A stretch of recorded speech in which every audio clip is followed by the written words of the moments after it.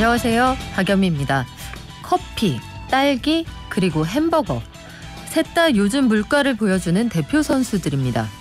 별다방 커피값이 오른다고 하니 이모티콘 사재기가 분주하고 씨알 굵은 딸기는 한 알에 1,000원입니다.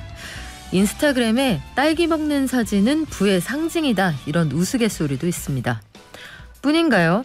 잠실에는 하나에 3만 원이 넘는 햄버거집이 문을 열었는데 개점 전부터 문전성시입니다. 의견은 갈립니다. 비싼 걸 자꾸 사주니 값이 오른다. 아니다. 제값을 하니 지갑이 열린다. 첨예한 시각 차이죠.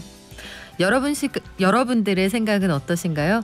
1월 10일 월요일 여러분은 지금 삶을 발전시킬 경제발전소를 듣고 계십니다.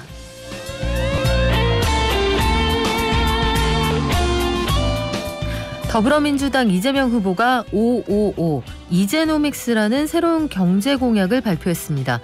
또 국민의힘 윤석열 후보는 선대위 갈등을 봉합하고 병사들에게 월급 200만 원을 주겠다 이런 공약을 내세우고 있네요.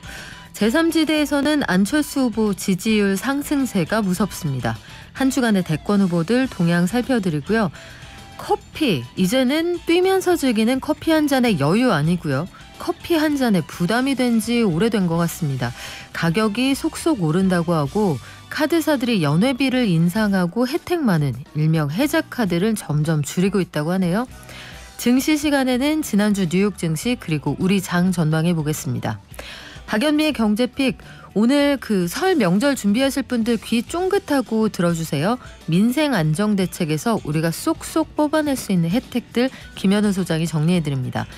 경제탐사 시간에는 왜 주주들은 싫어한다고 하는데 기업 오너들만 좋아하는 대기업의 물적 분할이 계속 일어나는 걸까요?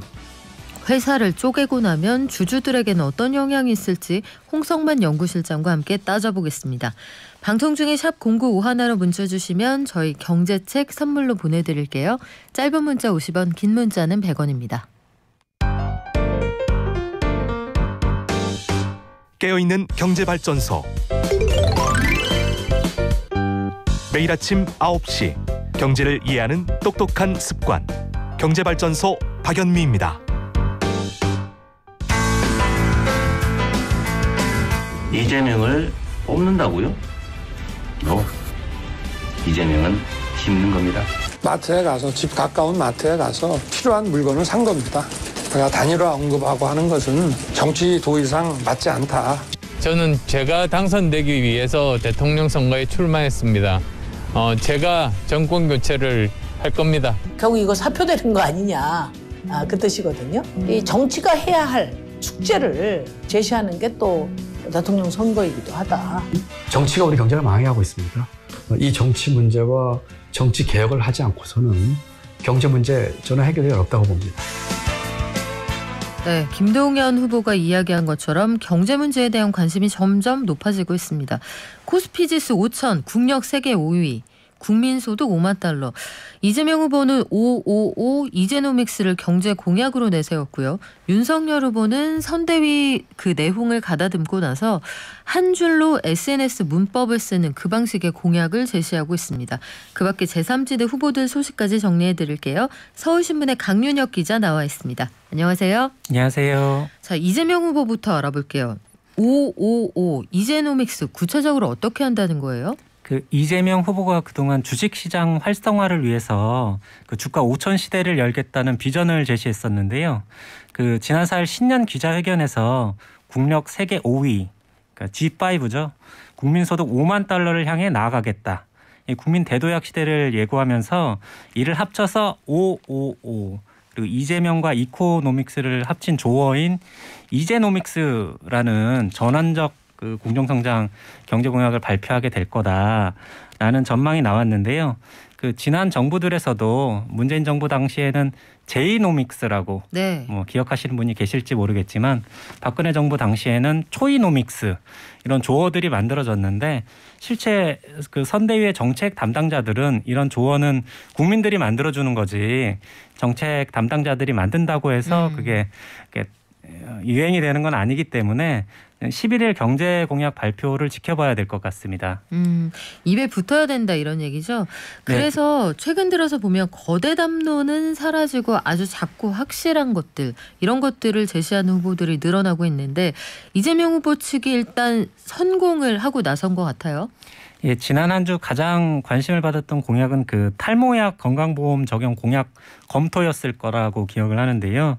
그 이재명 후보나 윤석열 후보 모두 그 수만 가지라고 표현한 건 그렇게 다종다양한 공약들을 발표했었는데 이렇다 할 국민들의 관심을 못 받다가 그 탈모약 건강보험 적용 공약 검토만으로도 이재명 후보가 호응을 얻으면서 이런 민생과 관련된 소소한 확실한 행복을 줄 수 있는 공약들 이런 데 집중하겠다는 게 이재명 후보의 방침이어서 어제도 생활용품 수명 연장과 소비자 수리권 확대 같은 이렇게 작은 공약에 집중했고요.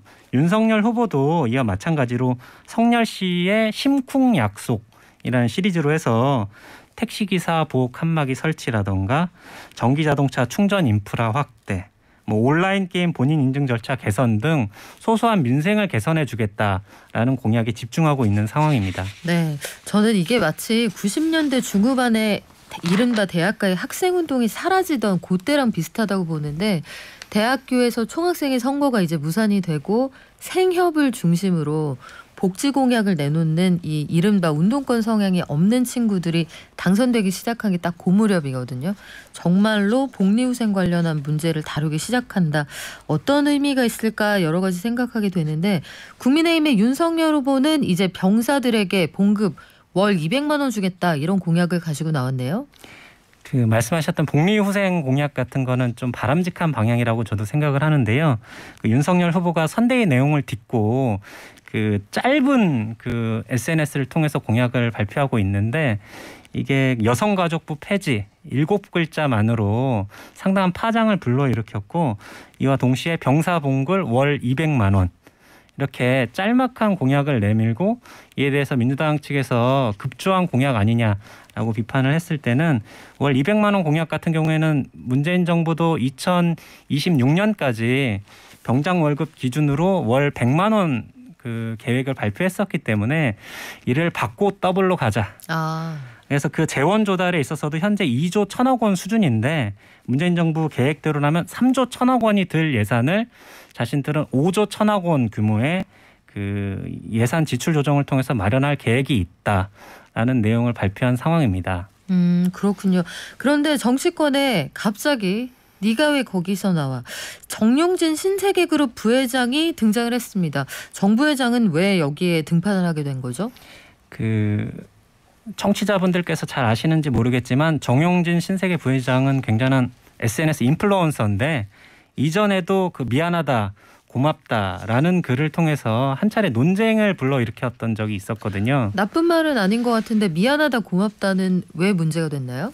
그 정치권에서는 사실은 문재인 대통령이 그 세월호 학생들을 기억하면서 했던 말로 기억하고 있는데 논쟁적인 단어가 되었다 이런 얘기군요. 네네. 이번에는 사실은 뭐 숙취 해소제 음료 사진을 올리고 끝까지 사람을 태다 멸공 이렇게 올렸는데 이게 멸공이라는 게 사실 재벌 회장이 공산주의가 싫어요라고 이야기하는 게 합리적으로 보일 수 있긴 한데 지금은 대선 정국이기 때문에 이 멸공의 대상이 무엇이냐, 뭐 중국이냐, 뭐 북한이냐, 문재인 정부냐 논쟁이 이루어지는 와중에 조국 전 장관도 대단한 인플루언서 중에 한 분이시다 보니까 이 멸공이라는 게 거의 윤석열 수준이다라고 비판하면서 정용진 부회장도 이에 질세라. 네. 이를 리트윗하면서 리스펙이라고 해시태그를 달면서 마치 이게 힙합 디스전처럼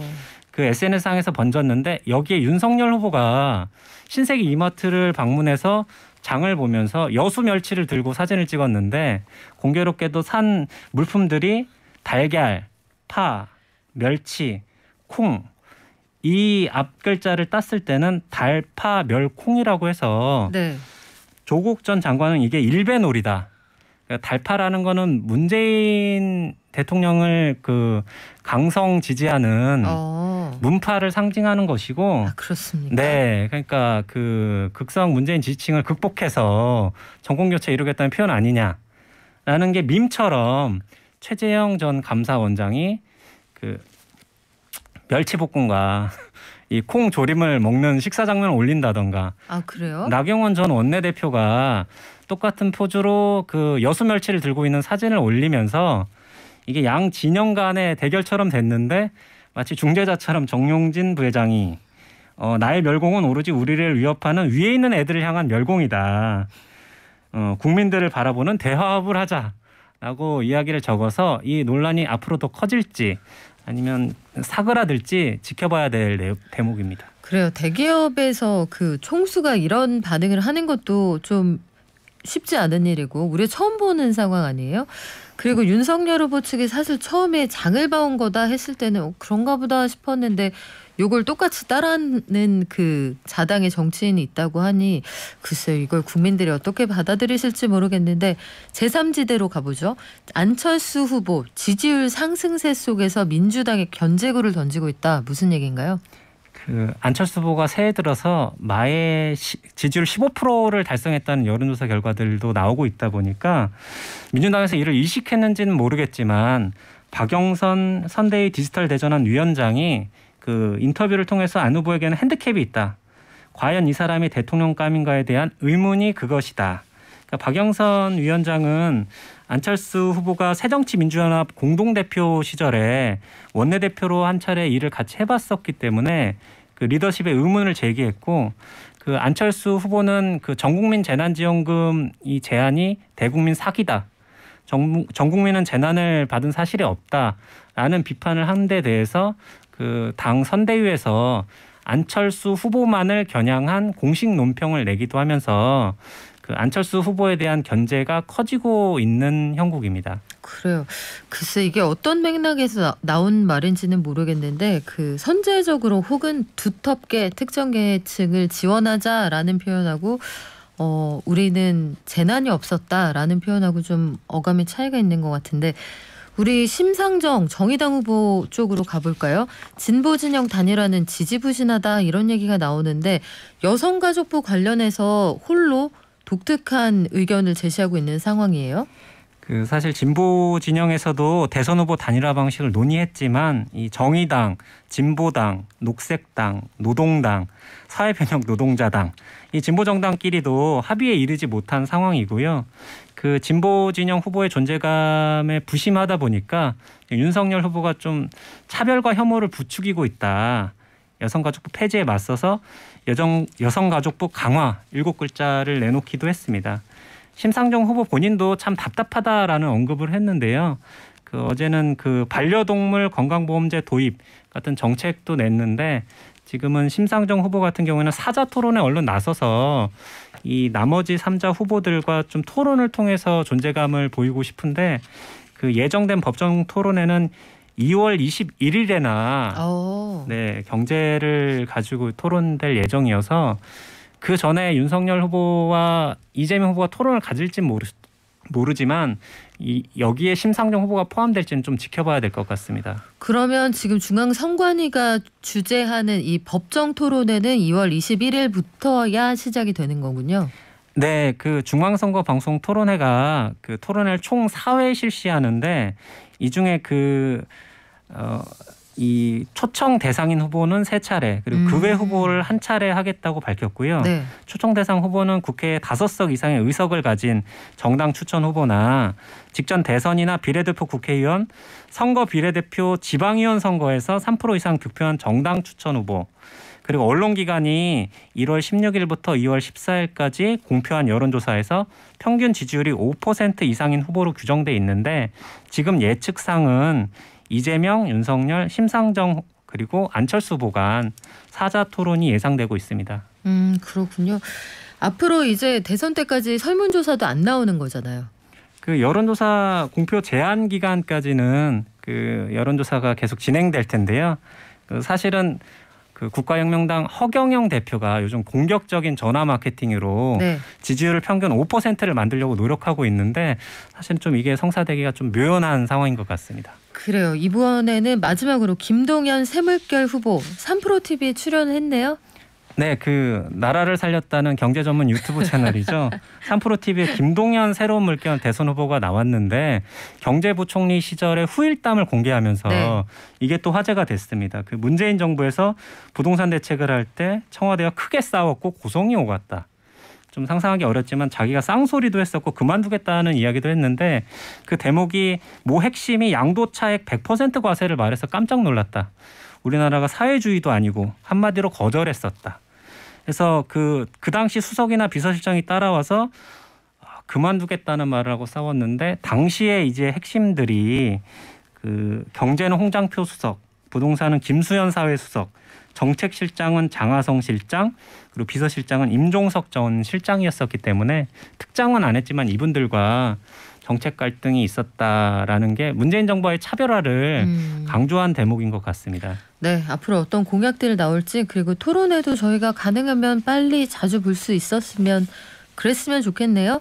한 주간의 대권 후보들 소식 여기까지 전해드리고요. 잠시 후에 경제뉴스 이어집니다. 지금 여러분께서는 경제발전소를 듣고 계십니다.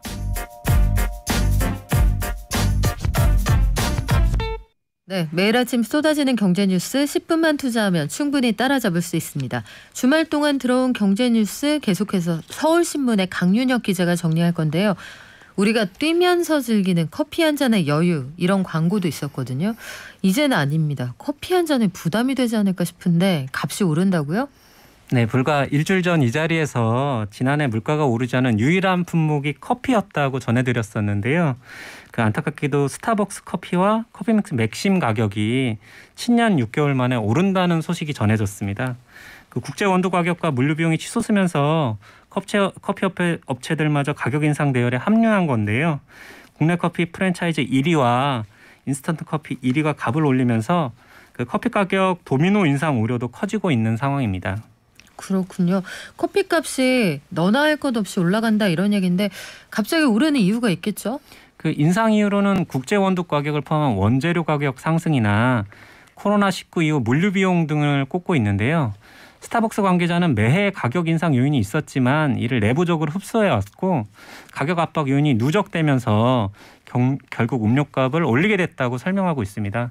실제 국제 원두 가격은 최근 1년 새 배 가까이 치솟은 상태고요.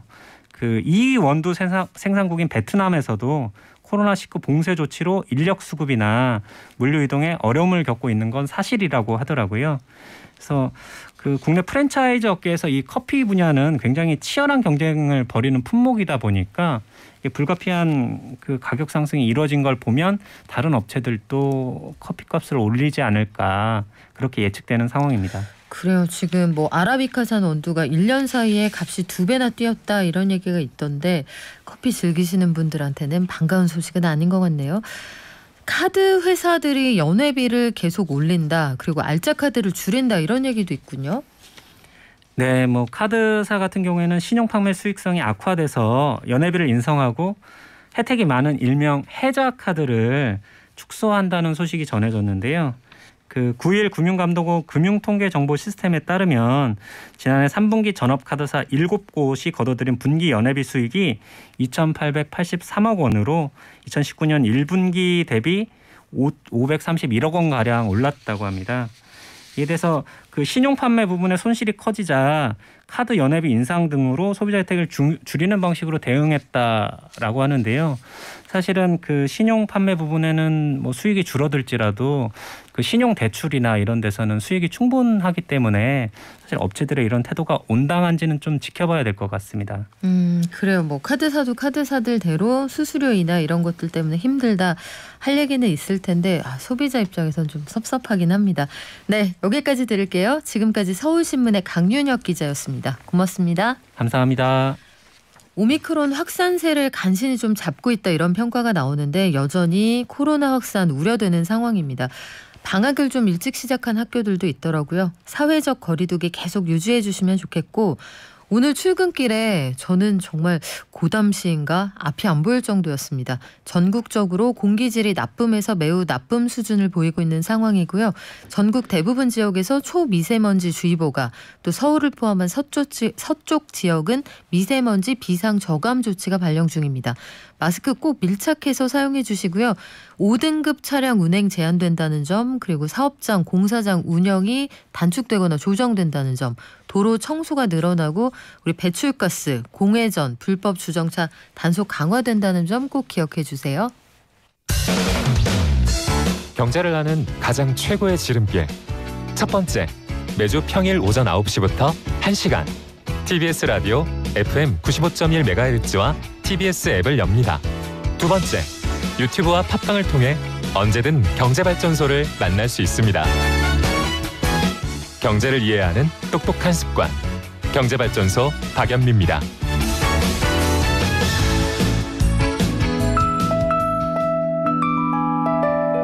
개미 한 마리, 개미 두 마리, 개미 세 마리가 사과를 들고 하나, 둘, 셋. 네, 간밤 뉴욕 증시 그리고 오늘 우리장 전망해 보겠습니다. 키움증권의 한지영 연구원 연결돼 있습니다. 안녕하세요. 네, 안녕하세요. 지난주 금요일 미국 증시 어땠나요?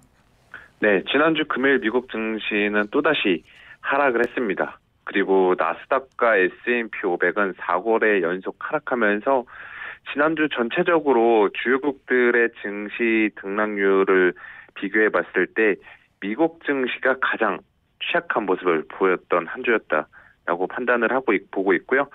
이렇게 미국 증시가 하락을 하게 된 거는 아무래도 연준의 긴축 정책이 좀 더 강화될 것이라는 불안감이 지속된 영향이 크다라고 판단을 하고 있습니다.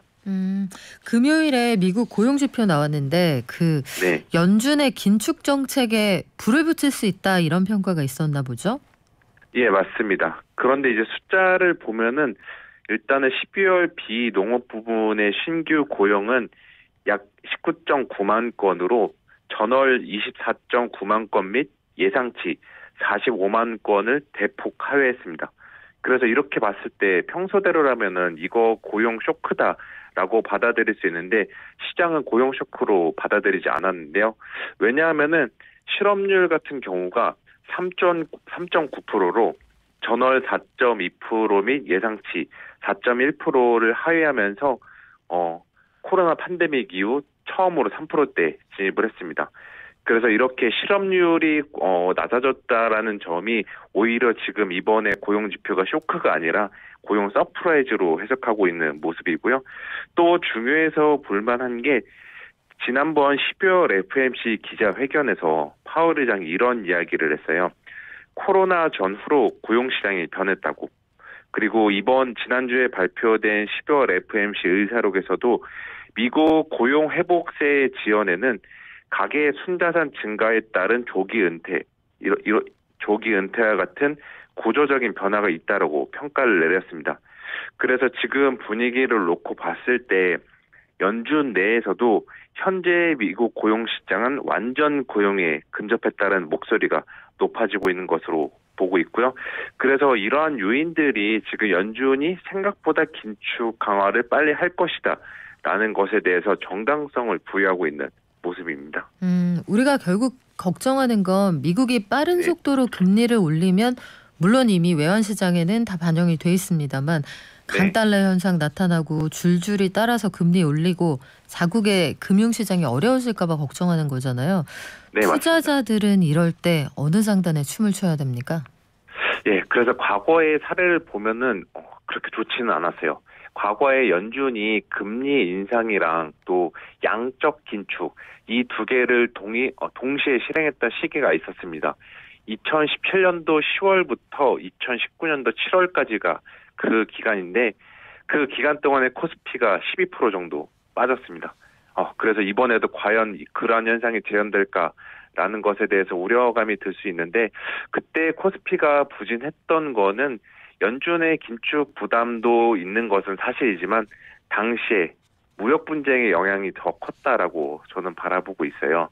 그래서 이번 같은 최근의 환경을 보면은 무역 분쟁 혹은 그에 준하는 국가 간의 경제 갈등이 일어나지 않았다라는 점에 주목할 필요가 있고요. 또 저희가 기대해 볼 만한 곳은 실적에 있지 않나라고 보고 있어요.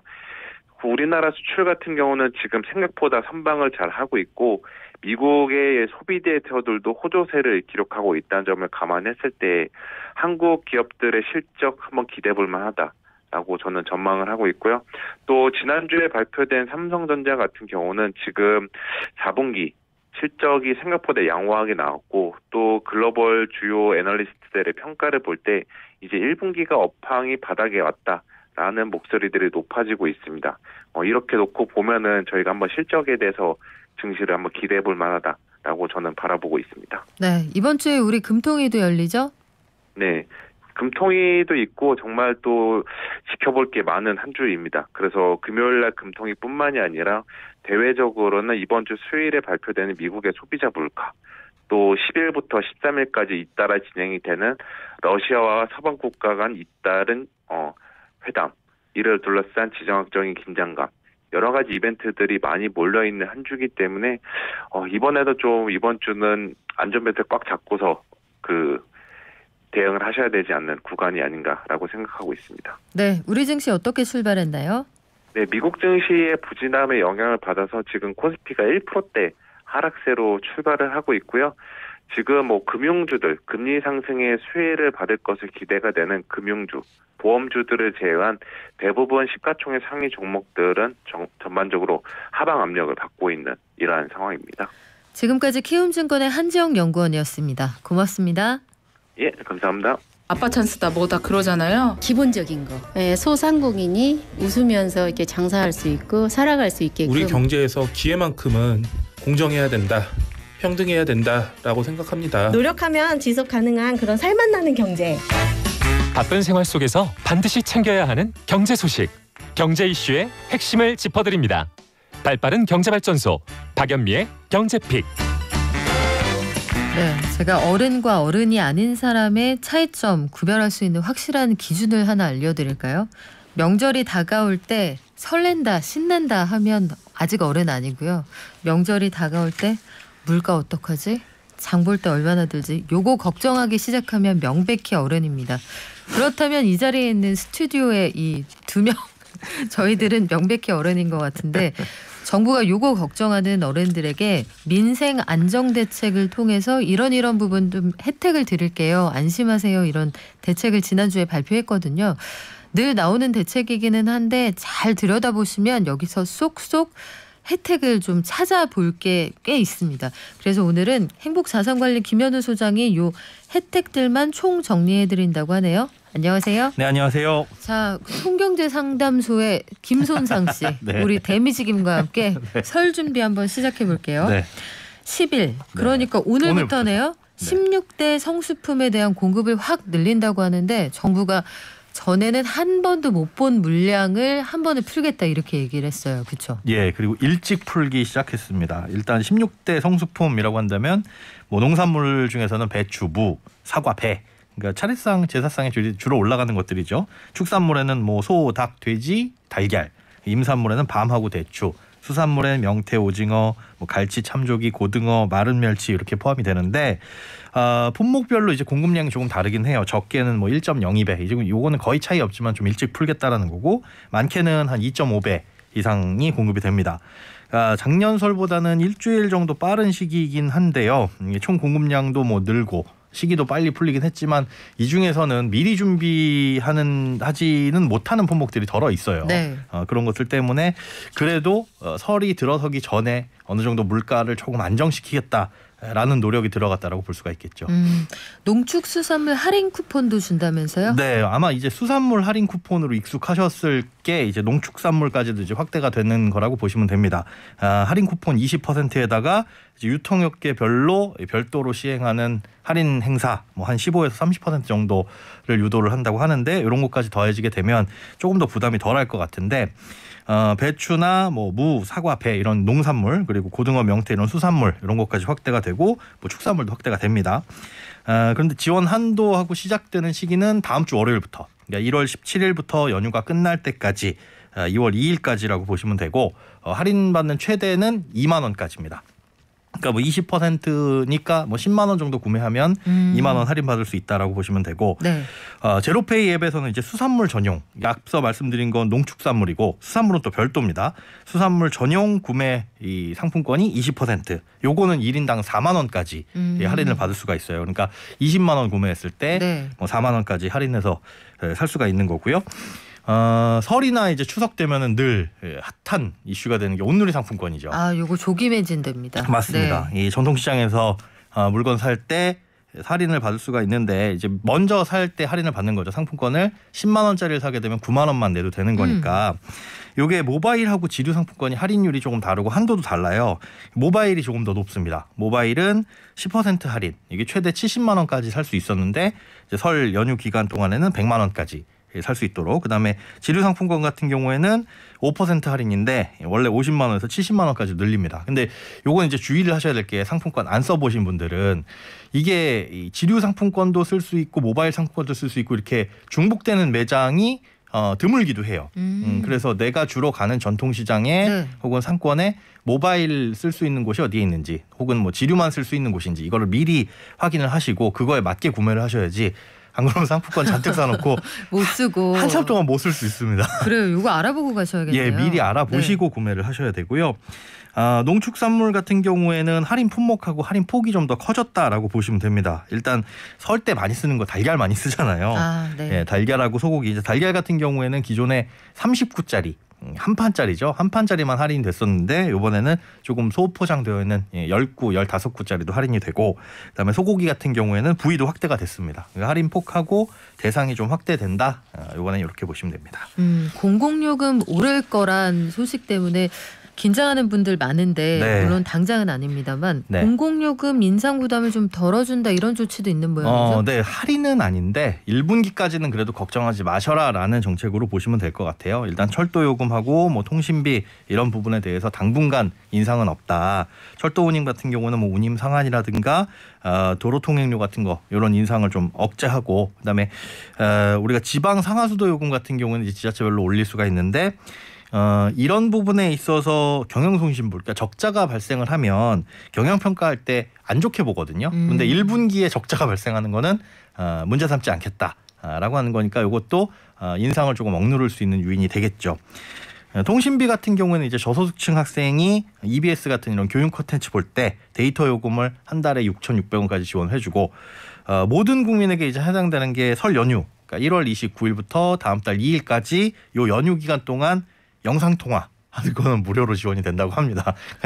영상통화 저는 거의 해본 적이 없는데 이때는 무료라고 하니까 아무래도 코로나 때문에 또 부모님 못 찾아뵙고 하는 경우들이 있을 수 있잖아요. 네. 이럴 때 이제 영상통화라도 데이터 요금은 무료라고 하니까요. 요거 한번 이용을 해보시면 될 것 같고 그다음에 뭐 소상공인분들 같은 경우에 1월에서 3월분 뭐 전기나 가스 요금 지원 그리고 고용 산재보험료 같은 경우는 3개월 동안 납부를 유예해주는 이런 제도를 통해서 조금 이제 부담이 좀 덜 수 있을 것으로 지금 예상이 되고 있습니다.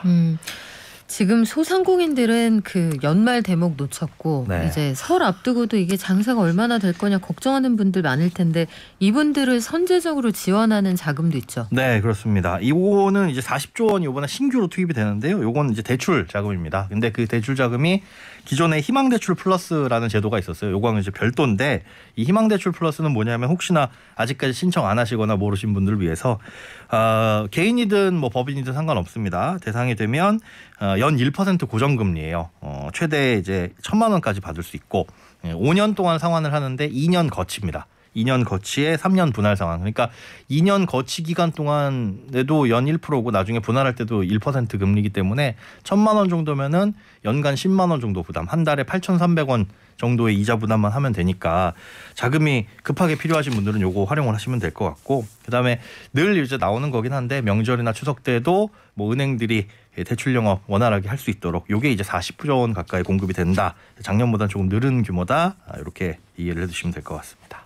우리가 경기가 나빠지면 사실은 일용직 일자리 같은 것부터 10월부터 줄어들게 되잖아요. 네, 그렇죠. 그래서 일자리를 정부가 직접 마련한다 이런 계획도 들어있더라고요. 네네. 이게 이제 설 연휴 전까지 직접적으로 일자리를 만들겠다라고 하는 게 한 60만 명 이상 채용할 계획이라고 밝혔어요. 세부적으로 보자면은 노인 일자리가 50만 명 정도 이게 대부분이고요. 그다음에 자활근로 4만 4천 그리고 장애인 일자리 2만 7천 명 이렇게 되어 있고요. 또 지역 특화하고 대학 특화하고 혁신 분야 청년 일자리 여기에 이제 2만 6천 명, 뭐 지역 방역 일자리 7천 명 이런 일자리들도 늘어납니다.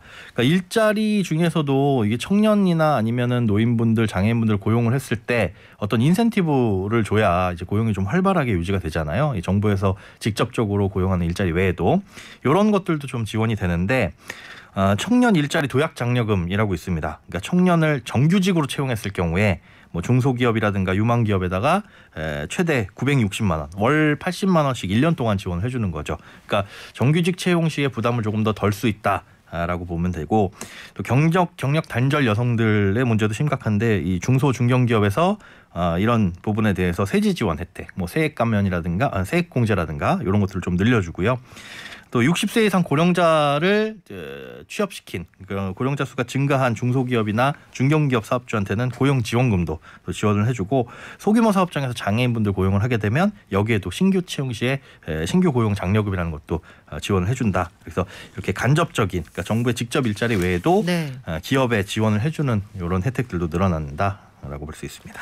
우리가 사실 법으로 정해놓고 매년 조정이 돼서 올해는 얼마까지 허용할까 들여다보는 게 또 하나 있잖아요. 예. 김영란법상 우리가 주고받을 수 있는 선물의 가격이 어디까지인가 이거 올해도 조정이 됐죠? 네. 원래는 이제 허용가액이 10만 원인데 이게 20만 원으로 상향됩니다. 다만 모든 선물은 아니고 이 설 명절 전후 30일 동안 농축산물에 대해서 그리고 농축수산품 가공품에 대해서 된다라는 거죠. 그러니까 농민들이라든가 어민들이 생산하는 물품들 또 가공품들 이런 것들에 대한 어떤 내수를 좀 활발하게 하고자 하는 취지라고 보시면 될 것 같은데 이게 이제 기존의 10만 원에서 20만 원까지 허용이 되니까 조금 더 비싼 선물들을 해도 된다라고 보시면 될 것 같고요. 우편 통해 가지고 준비하는 경우에는 조금 미리미리 준비하시는 분들도 계시잖아요. 이게 원래는 1월 8일부터 2월 6일까지 허용이 되는데 우편 해가지고 발송하는 경우에는 2월 6일 이후에 선물을 수수한 경우에도 뭐 허용이 되니까 이런 건 찾아보시고 부담 없이 선물을 하셔도 될 것 같고요. 이런 것들을 이제 살 때 어디서 사느냐라고 보시면 되는데 설 성수품 농축산물 할인 대전이라고 해가지고 기간이 1월 17일 다음 주 월요일부터 말일까지도 펼쳐져요. 요거 이제 온라인에서도 가능한 거고 또 우체국에서도 설 선물 대전이라는 게 펼쳐집니다. 대전. 예, 선물 대전이에요. 우체국 쇼핑에 들어가시면은 이런 것들도 1월 3일부터 이미 하고 있죠. 1월 25일까지 전 상품에 대해서 최대 많이 할인되는 거는 40%까지 할인되는 품목들도 있고 뭐 늘 요한때쯤 벌어지는 게 농협, 축협, 하나로마트 이런 곳에서 특판 행사 열리잖아요. 이런 특판장에서도 할인 판매 10에서 한 30% 하고 있고요. 오프라인 장터에서도 뭐 적게는 5%에서 많게는 40% 할인하고 있으니까 이런 것들 이용하셔가지고 이번에는 설 선물들 준비를 하시면 좋을 것 같습니다. 우리가 사실 이 민생 안정 대책이나 성수품 공급을 확대한다. 매년 나오는 대책인데 그렇죠. 올해 유독 일주일 먼저 그리고 역대급 물량을 푼다는 건 역설적으로 물가가 그만큼 많이 올랐다는 얘기잖아요. 맞습니다. 그걸 좀 완충해드리겠다는 건데 실제로 안 그래도 명절 앞두고 있으면 물품 가격이 올라가는데 뭐 커피, 딸기 안 올라가는 게 없는 모양이에요. 맞습니다. 이게 사실 물가 얘기하면 요즘에 안 오른 거 찾기가 정말 어려운 것 같아요. 그러니까 좀 전에 앞에 코너에서도 커피 가격 이제 오른다라고 했던 게 눌려져 있던 게 팡 튀어 오르는 거니까 사실은 많이 부담이 느껴지실 거고요.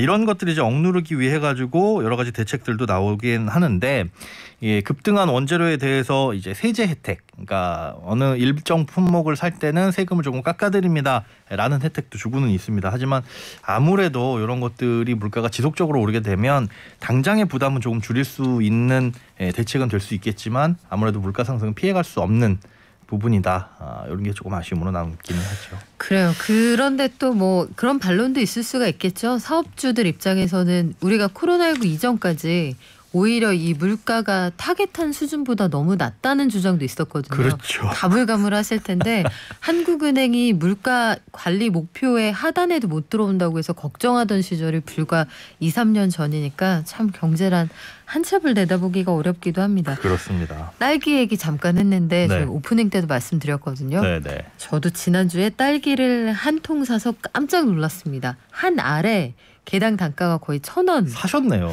저는 못 먹겠더라고요. 너무 아니, 비싸서. 저희 집에는 네. 그 꿈나무가 있잖아요. 저 꿈나무가 좋아하면 사게 되거든요. 네. 근데 녹여 먹었습니다. 거의. 진짜 이 너무 비싸다. 딸기 가격이 올해 유난히 비싼 거 저만 느끼는 거 아니죠? 예. 정말 너무 비싼 게 요즘에는 딸기는 그냥 향만 맡은 정도? 먹고 싶어도 못 살 정도로 너무 비싸졌는데 이게 지난 6일에 딸기 도매 가격을 보니까 2kg 기준에서 42,830원. 이게 전년 동기보다 82% 올랐으니까 거의 그냥 체감상으로는 2배라고 보시면 돼요. 그러니까 딸기 가격이 작년에 비해 가지고는 2배 정도 올랐다. 맞아요. 이런 게 엄살이 아니라 어느 곳에 가면 뭐 평균적으로 더 오른 곳들도 있을 거고요. 그러니까 전 진짜 쳐다만 보게 되더라고요. 과일 중에서는. 그래서 그 주부들 중에는 이런 분들 계시더라고요. 딸기가 본인이 먹고 싶은데 사서 본인까지 먹기에는 너무 비싸니까 저는 케이크를 사서 케이크 위에 있는 딸기로 케이크도 먹고 딸기도 먹고 이런 얘기도 해주시고 저희 그 늘 오시는 식구들 얘기 들어보니까 네. 손녀딸이 좋아해서 샀습니다. 저는 못 먹었습니다. 이런 의견도 있거든요. 예. 창고형 마트에서 비누값도 2배로 올랐습니다. 이런 얘기도 있던데 굴도 비싼 것 같아요. 예년보다. 굴도 사실은 10월, 11월에 굉장히 폭등했었어요. 폭등했었다가 이제 12월 들어서 지난달부터 가격이 좀 떨어졌는데 굴 같은 경우에는 원래 10월, 11월 가격이 많이 오르는 품목입니다. 그러니까 사실 굴 5월, 6월, 7월, 8월은 못 먹잖아요. 여름에는 산지에서 생산이 안 되고 가격이 실질적으로 오르는 건 10월, 11월 오르는 건 당연한데 이 오른 폭이 작년에 비해서 엄청나게 올랐어요. 전년 대비해서 적게는 13% 정도 올랐는데 왜 이렇게 가격이 올랐나 봤더니 이건 이제 기후변화 요인이 컸습니다. 이 아무래도 수온이 오르고 이러다 보니까 좀 문제가 생긴 곳들도 있고 또 한 가지는 뭐냐면 여름에 혹시 그 건조했던 거 기억나시나요?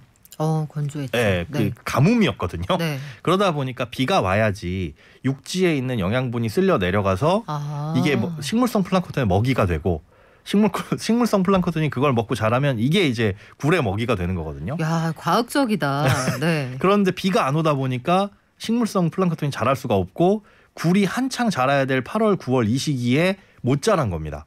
그러다 보니까 집단으로 폐사한 곳들이 많아져가지고 굴 가격이 당연히 공급이 딸리니까 오를 수밖에 없는데 여기에다가 이제 미국에서 외식을 시작했잖아요. 그러다 보니까 굴 수요도 늘어나서 우리나라가 중국 다음으로 세계에서 굴을 가장 많이 생산하는 나라입니다. 그리고 외국에서는 이 굴이 굉장히 고급 음식이잖아요. 특히나 유럽에서는 엄청 오이스터 비싸잖아요. 바 이런 게 있잖아요. 예, 맞습니다. 한 개에 10,000원 막 이렇게 네. 판다고 하더라고요.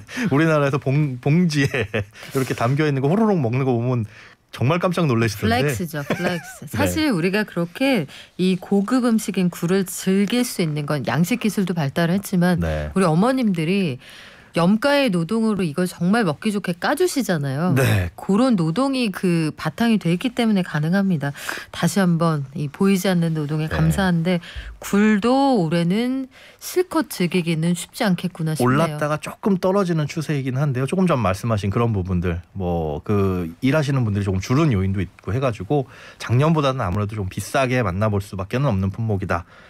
그렇습니다. 그래요. 딸기가 비싼데 그 와중에 한 3% 정도는 수출을 해서 시중에 풀리는 물량이 더 줄었다 이런 얘기도 하니까 우리 먼저 주고 수출하면 좋을 텐데 그건 저희만의 생각이겠죠. 설 관련해서 물가 흐름 저희가 또 면밀히 보고 다시 한번 전해드리겠습니다. 지금까지 행복자산관리연구소의 오늘은 6시 내 고향이었어요. 김현우 소장이었습니다. 고맙습니다. 네, 고맙습니다. 네, 굴도 수온 상승 때문에 생산량이 줄어든다. 그렇군요. 그 현지에서 보면은 씨알이 굵지 않다, 올해 작황이 좋지 않다 이런 얘기 많이 해주시는데 환경 문제가 분명히 여기에 포함이 돼 있는 것 같습니다. 이번에는 투자 환경 얘기를 좀 해볼까요? 요즘에 지난해 그리고 재작년부터 대기업들이 회사를 그렇게 나눕니다.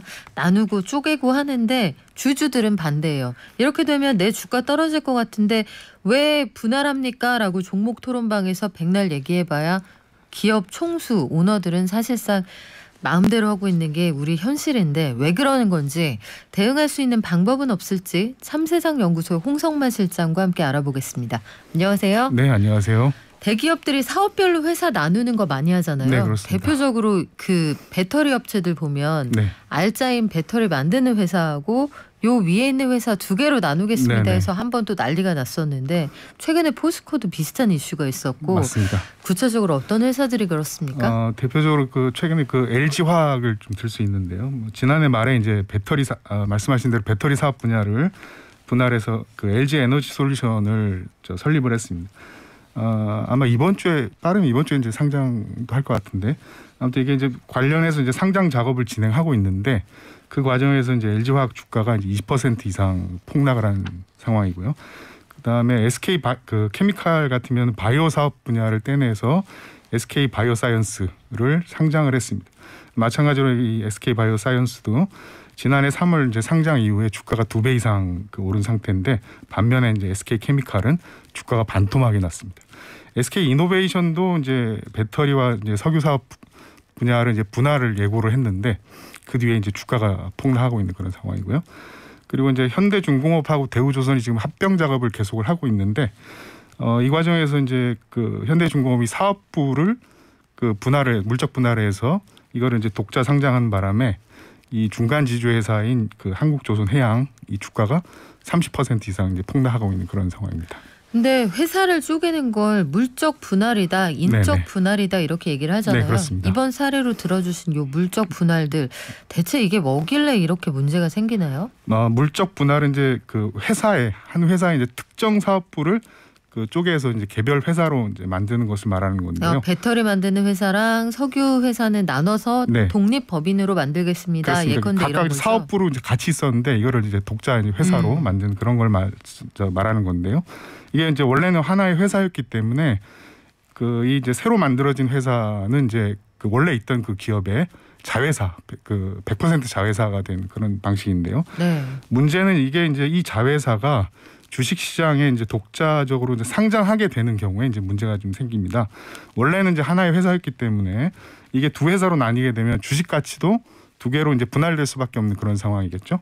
근데 이제 이 과정에서 그 모회사는 원래 이제 기업은 자회사를 이제 계속 지배할 수 있기 때문에 대주주 같으면은 주주권 손실이 전혀 없는 반면에 그 이 모회사의 이제 개인 주주, 이 소수 주주들 같은 경우는 이제 물적 분할로 인해서 주식 가치가 하락해서 손해를 보게 되는 그런 상황이죠. 그러니까 예를 들자면 그 육수에 여기에다가 물을 2배로 붓게 되는 거예요. 그렇습니다. 아주 연해지는 거죠. 그렇죠. 사장님은 여기에서 어쨌든 이 2배의 양을 팔 수 있으니 그렇습니다. 손해가 아닌데 예. 이 먹어야 되는 사람은 맛이 없어지는 거죠. 네. 알짜의 국물이 좀 희석이 되니까요. 네네. 자, 그런데 소액 주주들이 싫다고 계속 얘기를 하잖아요. 개미 네. 투자자들이. 그런데 왜 할 수 있고 왜 하는 거예요? 이 그 물적 분할은 뭐 이 그 자회사 상장뿐만 아니라 다양한 목적으로 지금 활용이 되고 있는데요. 대표적으로 이제 그 이 재벌 이 총수의 총수 자녀들의 경영권 세습 문제도 악용이 되고 있습니다. 대표적인 사례가 삼성물산의 그 기업 분할과 그리고 제일모직과 이제 합병 이렇게 좀 보시면 될 것 같은데요. 그리고 이제 원래는 이제 이 그 기업 구조 조정이나 사업 재편을 위해서 많이 이제 활용하는 수단이었습니다. 그러다 보니까는 이 구조 조정 대상이 되는 그 회사의 노동자들 같으면은 물적 분할이나 이제 합병이 되면은 이게 이제 인력 구조 조정이 그 예상이 되기 때문에 그 물적 분할에 이제 뭐 실업이라든가 이런 피해를 이제 입고 있는 그런 상황이라서 이걸 반대하고 있고요. 그리고 그 과정에서는 이 산업은행 같은 이 정부 사이드에서도 이 재무적 손실을 볼 수 있게 되는 그런 상황입니다. 어떤 면에서 그렇습니까? 사례를 든다면 대표적으로 이제 그 앞서 말씀드린 그 현대중공업하고 대우조선 이제 합병 과정에서 이제 예로 들 수 있는데요. 산업은행은 이제 대우조선 주식 전량을 현대중공업 측에 이제 양도를 하고 대신에 이제 한국조선해양이라는 중간 주지회사의 주식을 받게 이제 이렇게 되어 있는데요. 문제는 이 과정에서 그 현대중공업이 사업부를 자회사로 이제 물적 분할한 다음에 이거를 이제 상장시키는 바람에 한국 그 조선해양 주식이 그 폭락을 했어요. 네. 그렇게 되니까 산업은행이 지금 이 상태에서 그 합병을 마무리하게 되면 주식 가치로 한 5천억 원 정도 이 손실을 보게 된다고 하고요.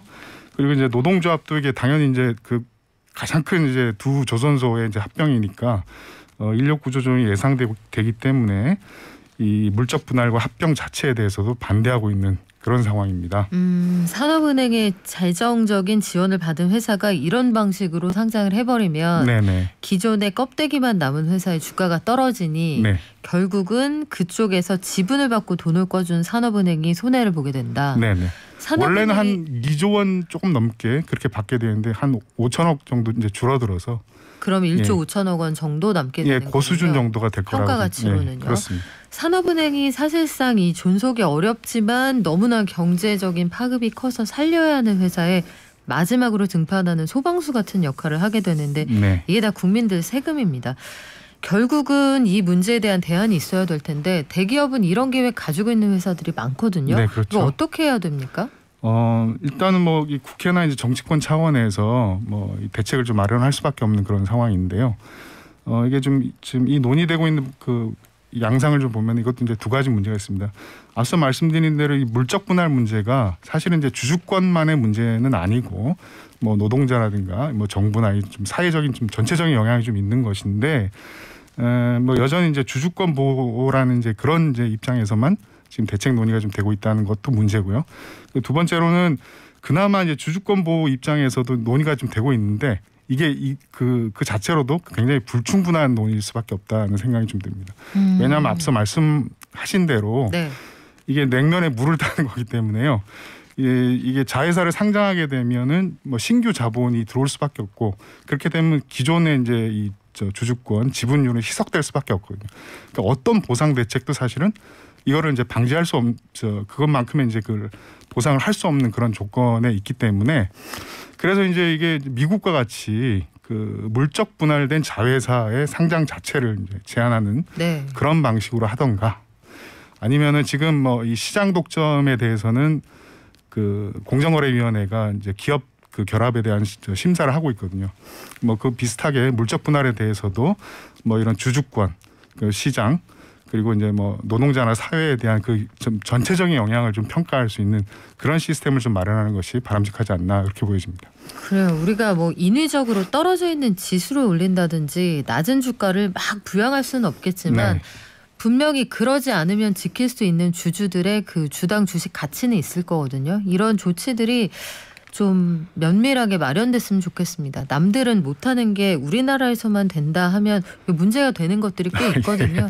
그러니까 미국에서는 이렇게 하면은 소송 걸리고 난리가 날 만한 일이 사실 최근 한 2년 사이에 우리 증시에서 정말 많이 벌어졌습니다. 이런 것부터 고쳐나가는 그런 정책을 누군가 제시해 준다고 하면 이런 것들 참 주주들에게 소구할 수 있을 텐데요. 한 표 행사하시겠어요? 저는 한 표 드릴게요. 네. 누군지 모르겠지만 지금까지 참세상연구소의 홍성만 실장과 함께했습니다. 고맙습니다. 네, 감사합니다. 네, 9513님 현대중공업도 그랬습니다. 물적 분할해서 그 오너일가는 배당금 많이 받았는데 근로자들은 희망퇴직이라는 이름 하에 해고하고 말았죠. 이런 말씀 해주셨는데 그래서 좀 무섭습니다. 알짜 회사하고 비주력 업종을 나눠서 결국은 이게 타겟이 될 수가 있다는 점 그리고 주주들의 가치가 손상이 되게 되죠. 5804님은 김영란법 한도를 수시로 바꾸는 거 옳지 않다고 해주셨는데 그래요. 이게 고육지책이긴 한데 법 취지에 맞느냐 이런 의견도 분명히 있습니다. 6006번님 원두값 오른다고 이 커피값 너무 많이 올리는 거 아니요 하셨는데 요게 또 배송비하고 인건비 같은 게 많이 올랐다 이런 반론도 있거든요.